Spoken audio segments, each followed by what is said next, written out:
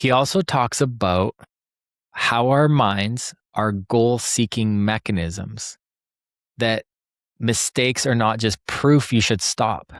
So he talks about the two forms of the goal-seeking mechanisms. One is like a searching form. So he uses the example of trying to find something in the dark. Say you're trying to find a mug in a dark room.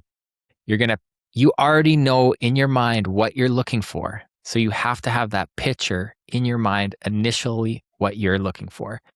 And now you're searching around the room and you're grabbing things and you're like, nope, that's not it. Nope, that's not it. And then finally you find it. So those failures of grabbing things that are not the mug are what he's calling feedback. And that can be considered, some people call it negative feedback, or it can be, if you add meaning to it, you call it a failure. If you internalize it and make it something about yourself, you call it a failure. He's saying, let's just be more objective about it. We're just going to call it feedback. So you have the target in your mind, you take the action, you get the feedback, you correct, and then you repeat.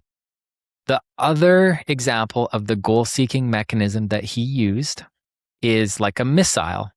You shoot the missile, it's going in a straight line, but it starts to weave slightly to the left. Well, that is feedback. You need to course correct. Now you're going off to the right and you course correct and you course correct. And eventually the missile will reach its target. Now you can't, if you choose to interpret every correction as a failure, then again, it's going to affect your behavior. It's going to affect your ability to take action. It's going to affect your mood. He's saying, again, just be objective. It's just feedback. You're on your way to your destination. So the mechanism needs a destination and it needs a target. And without the target, there's nothing to steer toward. So your mind is a goal-seeking mechanism.